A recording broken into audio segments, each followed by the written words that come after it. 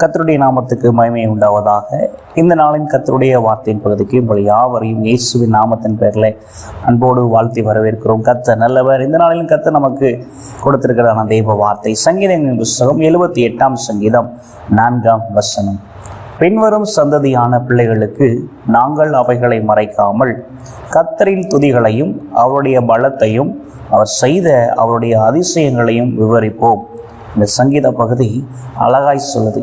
பின்வரும் சந்ததியான பிள்ளைகளுக்கு, இப்போது இருக்கிற சந்ததிக்கும் இனி வரப்போகிறதான பிள்ளைகளுக்கும் நம்முடைய வாழ்க்கையில, நம்முடைய தாய் தகப்பன், நம்முடைய முற்பிதாக்களுடைய வாழ்க்கையில கர்த்தர் செய்த நன்மைகளை இப்போது இருக்கிற சந்ததிக்கும் இனி வரப்போகிற சந்ததிகளுக்கும் அதை மறைக்காமல் கர்த்தருடைய துதியையும் அவர் செய்த பலத்த கிரியைகளையும் அறிவிக்கும்படிக்கு அவர் என்னென்ன அதிசயங்களை எல்லாம் செய்தாருங்கிறத விவரித்து சொல்ல வேண்டும் என்பதை வேத வசனம் நமக்கு நினைப்பூட்டுகிறதை நம்ம பார்க்க முடியும்.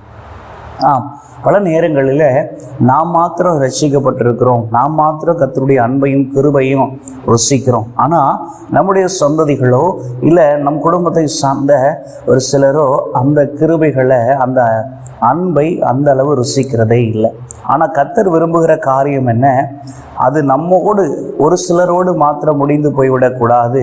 அது தலைமுறைகளுக்கும் விளங்கும்படிக்கு இஸ்ரவேலை கேள், உன் தேவனாகிய கர்த்தர் ஒருவரே கர்த்தர் அப்படிங்கிற வார்த்தையை இஸ்ரவேல் சந்ததியார் யாவரும் அறிந்து கொள்ளும்படிக்கு அவர்களுக்கு அந்த வேத வசனம் ஒரு நினைப்பூட்டுதலால் கட்டாயம் அறிவிக்கப்பட வேண்டிய ஒன்றாய் அது இருந்தது. அப்படிதான் இந்த ஜனங்களுக்கு கர்த்தர் செய்த நன்மைகள் என்னென்ன, அவர்களுடைய அடிமைத்தனத்திலிருந்து கர்த்தர் எப்படி விடுதலை தந்தார், வனாந்தர பாதையில கர்த்தர் அவர்களை எப்படி நடத்தினார், அவர்களுக்காய் கர்த்தர் செய்த பலத்த கிரியைகள் என்ன என்பதையெல்லாம் தலைமுறைகள் அறிந்து கொள்ளும்படிக்கு அவர்களுக்கு இவைகளை அறிவிக்க வேண்டும்.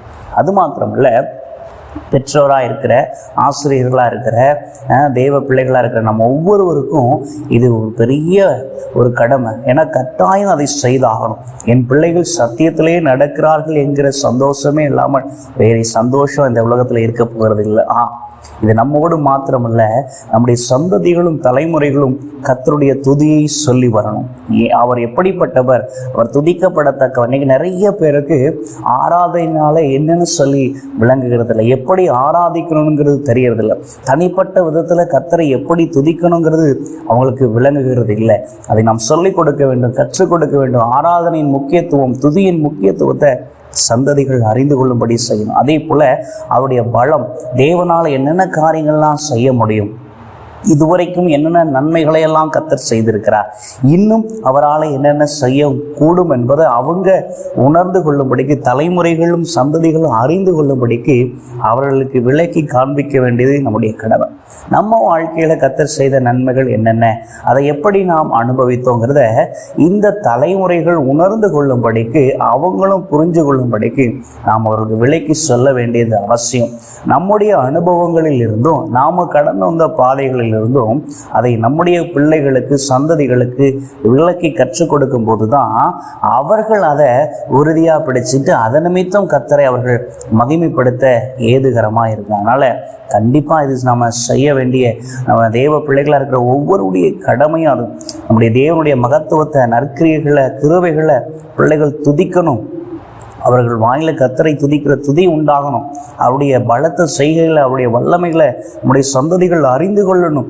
அவருடைய அதிசயங்களை நாம் மற்றவர்களுக்கு அறிவிக்கும்படிக்கு அதை நாம் உணர்ந்து, நாம் அனுபவித்து, நம் மூலமாய் அது மற்றவர்களுக்கு கடந்து செல்லணும். இந்த வேத வசனம் அதை ரொம்ப அழகாக வலியுறுத்துகிறத நம்ம பார்க்க முடியும்.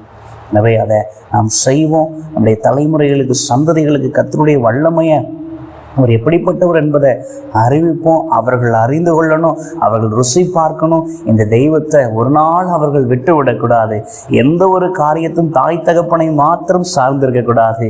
எல்லாவற்றுக்கும் நம்முடைய தேவனை சார்ந்திருக்க நம்முடைய பிள்ளைகளுக்கு கர்த்தர் கிருபை செய்வாராக. எனவே இந்த வேத வசனம் அதை வலியுறுத்துகிறது. நாம் அதை செய்வோம். நம்முடைய சந்ததிகளும் கர்த்தரை பின்பற்றணும். அவர்களுடைய சந்ததியிலும் தலைமுறை தோறும் எல்லாருக்கும் தேவனாய் இருக்கிற நம்முடைய ஆண்டவராக இரட்சகரை தொடர்ந்து மகிமைப்படுத்துவோம். அவர்களை விட்டு விடாதிருப்போம். அவரே நம்முடைய தேவன், சதா காலங்களுக்கும் போதுமானவர். இந்த தெய்வம் என்றென்றைக்கும் உள்ள சதா காலம் நம்முடைய தேவன், மரண பரியந்தம் நம்மை நடத்துவார்.